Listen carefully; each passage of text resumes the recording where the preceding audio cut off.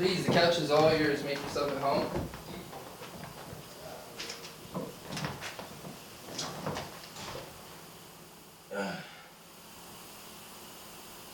After talking to you on the phone, I didn't really know what to expect, so at this time, you can feel free to share whatever you want to share.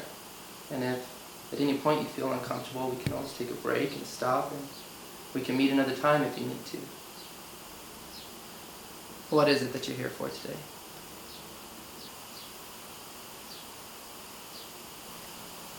I've needed to share something for a very long time. I refuse to tell anyone. I'm a terrible person. The worst person you've ever met. Oh, Mrs. Anderson. Well, I wouldn't want to challenge that.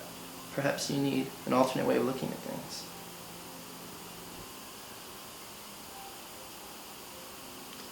Do you know the Queen Mine serial killer? Bisbee, Arizona, with this breaking story tonight. Police say they have a serial killer behind bars. A serial killer no longer wants to help investigators find the remains of his victims. Convicted murderer went... Serial killer is sentenced to death, and the families of his victims are relieved. Several young girls went missing. Some were found murdered. Others were never found at all. I'm very familiar with that case. When something's so close to home, you can't help but be more conscious of it. It's unfortunate that he claimed to not remember where his final two victims' bodies were. Well, the case was really close to home for me. He was obsessed with me. We met in high school. When I was by myself, I had this feeling that he was watching me. He left me notes. They described to me in detail how much he loved me and why. He would go on to say he knew without a shadow of a doubt that I loved him too. At this time, I didn't even know who he was. The concept of a secret admirer didn't make sense to me. I was left wondering, and he felt satisfied, that I knew someone was watching me. I became humored by this. When I finally discovered who he was, I lost interest. He was a puppy I couldn't get rid of. This behavior is not unusual for serial killers.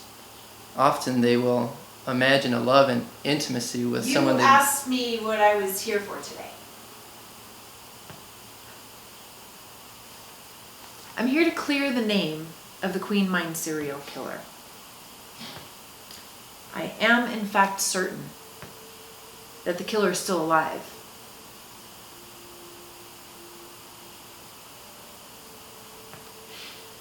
The killer who took the death penalty, as the public knows him, was the real Queen Mine killer's most recent victim. I know you said you wanted this to be at my pace.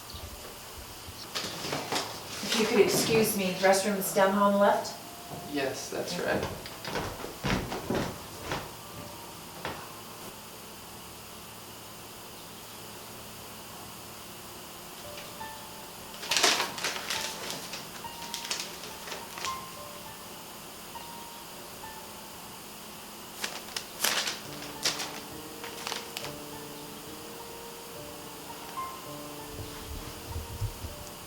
To anyone I ever hurt. When I was born, my parents did not want me. They gave me to the orphanage. There I grew surrounded by other orphan girls. These other orphans found their new parents and would go on to leave the orphanage. They were loved. They were spoiled. They were cared for. They left while I stayed. I stayed at that orphanage until I was 18. I was empty. Mrs. Anderson! I was abandoned. I was unwanted. Mrs. Anderson! It pained me severely to see other girls my age with happy lives. I continued to be alone. When someone finally loved me, I hated him. He was all I had, though. I told him a few of my deepest, darkest secrets. I told him I had killed only 2 girls. These were girls who were taken by adopted parents when I was 18. I told him in detail how I did it, when I did it, and where I did it. I thought this would make him love me less. It only made him love me differently. He told me his love for me was so deep, he would take my place had I ever been caught. But he was disposable to me, so when the police came to my door, I led them to him. I regret this more than anything else in my life. Not because I know I killed him too, but only because he took the credit for something I did. I want the credit, but I am too proud to want my demise to go into the hands of the court of law. I am writing this letter to say that the Queen Mine serial killer is on to her final victim, herself.